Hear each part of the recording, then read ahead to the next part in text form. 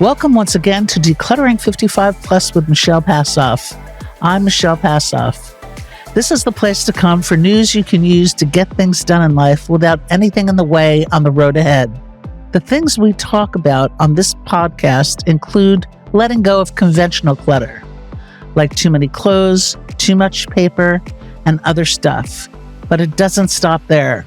We stretch the definition of clutter to things that are either in the way of what's next in life or that slow you down. These are usually things that confound and confront you, so we sweep them under the carpet to be dealt with another day, or never. Just the thought of energizing your health and fitness regimen, telling your side of the story to the younger generation, and digital decluttering may overwhelm you. Deciding where to move or what to do next in life, getting your financial house in order, and even making funeral arrangements can occur like a mixed up, jumbled mess if you don't address some of these topics as you age. So Decluttering 55 Plus is the place to come to talk about these things and see if we can sort things out so that in the end you invigorate your life and create a legacy, not a mess. Today I'm going to talk about running your own estate sale. No guests today, just me. I'll explain why I'm qualified to do this. I wrote a book called Lighten Up, Free Yourself from Clutter, published by Harper Perennial. And for more than 30 years, I have consulted with clients on cleaning clutter. Also, I have led seminars all over the world about decluttering. If you want to run your own estate sale, you'll need decluttering skills because you stand to sell more stuff and make more money if your sale is impeccably organized. Also, for 14 years, I owned an estate sale company in Tampa Bay, Florida, a region with about 4 million people. I know how to prepare a sale and market it, run the sale, and clean out after the sale is over. If you run an estate sale on your own, you'll save the 35% to 40% commission you'll have to pay a professional outfit to run the sale for you. But if you prepare yourself to spend the time and effort to learn what needs to be done and then do it, this will carry the day. Even if you decide in the end not to conduct an estate sale on your own, but instead to turn the job over to a professional company, knowing and understanding how things get done can help you be a better client. So let's get started. First, assess your move-out schedule. If you're not planning to move out, but still have stuff to sell, conduct a yard sale. You don't want a stream of estate sale shoppers foraging through a home that is a mix of stuff you're keeping and stuff you're selling. Everything remaining in the house should be for sale when you open your doors the morning of the estate sale. If you're selling your home, I would do all the preparation of the estate sale and run the sale before you put your house on the market. You can always show your house empty or have a staging company decorate it to make it attractive to prospective buyers. Also, if you're going to do an estate sale with or without an outside company, speak to your insurance company to make sure your coverage for an estate sale. Also, if you're going to do a sale with or without an outside company, speak to your insurance company to make sure you have coverage for an estate sale, or if you need to buy additional coverage for the estate sale event. With an eye toward wherever you're going to move to, go room to room and identify everything from small knickknacks to large furniture and determine what you're going to be taking. If you're moving to an area of the country with a different climate, things in your current home may not be in style at your destination. For example, heavy dark furniture, which fits perfectly in more northern climates, is out of place in warm and sunny Florida. If you sell the furniture instead of trekking it thousands of miles, you can use the profit to buy fresh and new things. Also, you may want to make a room plan for the new place to make sure what you want to take even fits. As many people downsize when they move out of a home where they've lived in for many years and where they've raised a family, you won't need as much as you once had. Now, designate a room, wing of the house, or a part of the garage to stash furniture and boxes of things that will not be sold in the estate sale and that are safely cordoned off from estate sale shoppers. If you cannot do this, Then see if your moving company accommodates its clients with temporary storage, or if you have to get a short-term storage place for what you're taking with you. Perhaps you can even move into your new place before you stage your home for the estate sale.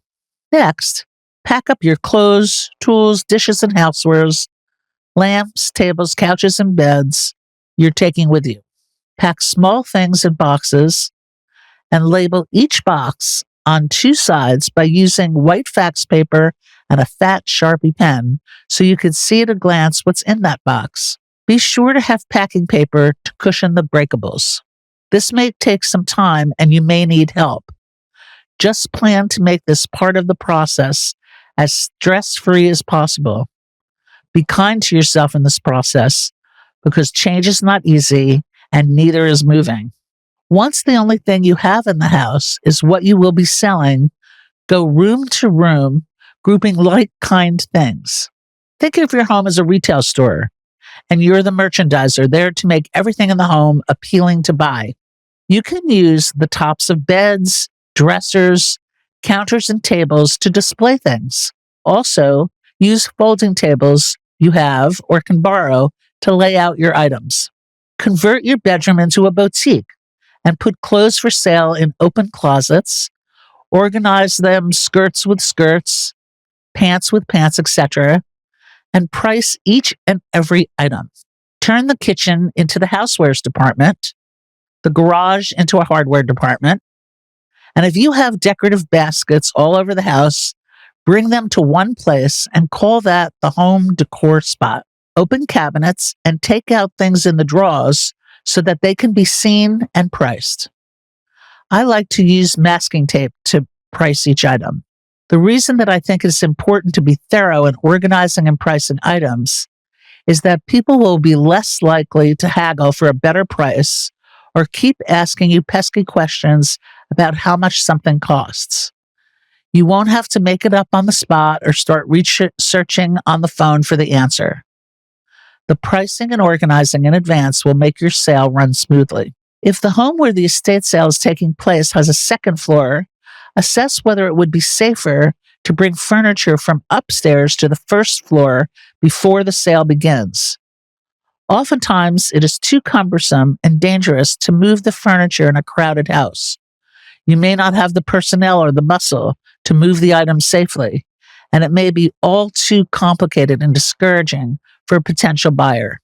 You want to keep the property safe to avoid any injuries. Once you do all this and the house is organized, you'll be ready to price everything. Thank goodness for the internet because it's easy to check for retail prices of things. Price your items about 30% of the average retail price. Maybe you'll even remember what you paid for something. If you have an antique or expensive item and would feel comfortable having an appraiser come to tell you the amount you should charge for the item, have the appraiser come to your home when everything else is organized and priced. Even if you haven't finished organizing for the sale, about a month before the sale, you can start to advertise it on sites like estatesales.net and estatesales.org, Facebook Marketplace, and Craigslist. If you have nextdoor.com or Patch in your neighborhood, then advertise there.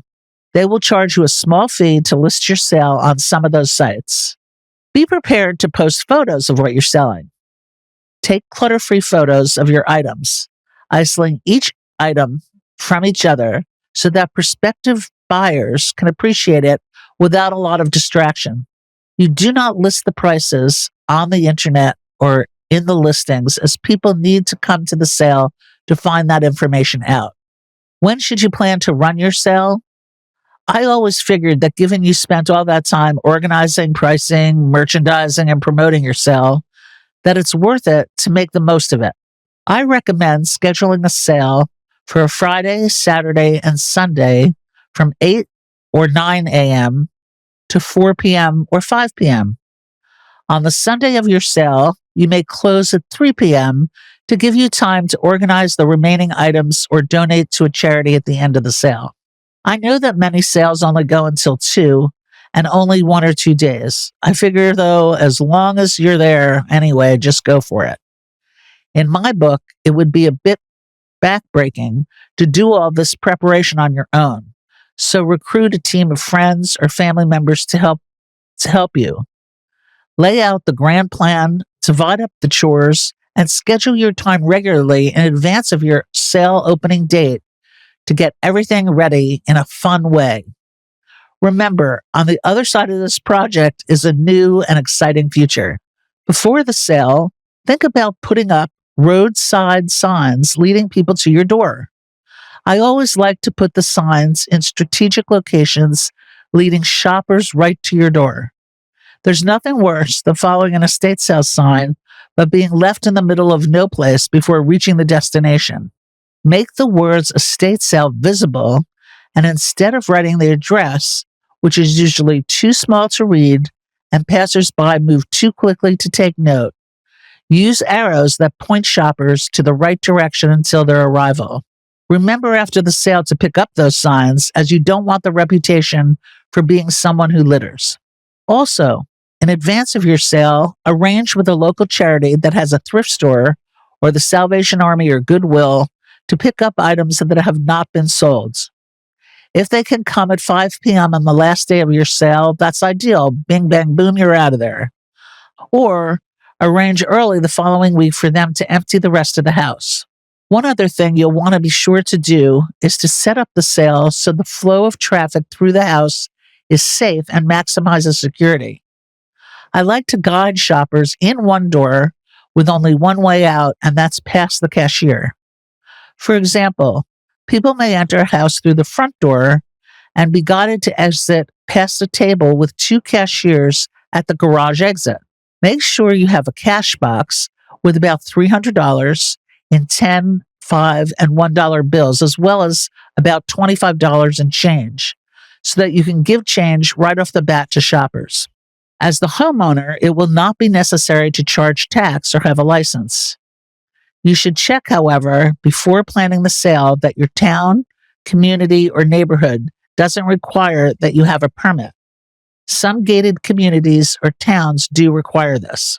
On the days of your sale, have a greeter at the front door, and if possible, at least one person in each room to answer questions or to usher purchases to the cashier while the guest continues to shop.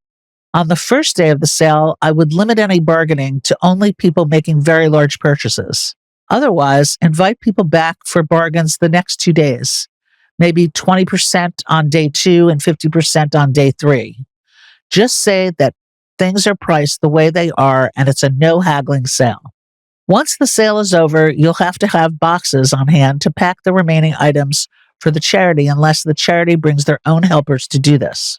Every day after the sale, bring the cash home, count it, and restock your cash box with change. If all this sounds like a big undertaking, it is. But with enough time and planning, it's possible to do it yourself. But if you don't feel comfortable doing it, or you don't have the time, take the initiative to select 2 or 3 professional companies to interview and do all of this for you. Then choose the best. Again, you can find these companies on estatesales.org or estatesales.net. You may want to visit a few sales in your neighborhood before you select a company to determine the one that seems established, trustworthy, and organized. When this ordeal is over, you're likely to forget that it ever happened, and you'll be happy to have turned a corner in your life in a new way that will be well done. So, congratulations. I want to thank you for taking the time to learn all these things that can help you move ahead in life with ease and enjoyment. Please like us on Facebook, follow us on Instagram, and subscribe to our YouTube channel. Like us, follow us, subscribe to us on your podcast platform you're listening from today, because we want to grow this community. Visit our website at www.decluttering55plus.com and go to the Let's Connect page and give us your comments and suggestions and requests. And by all means, share with us your experiences so we can let others know of your successes. We'll get out there and be great. And we'll see you next week. So have a clutter-free day.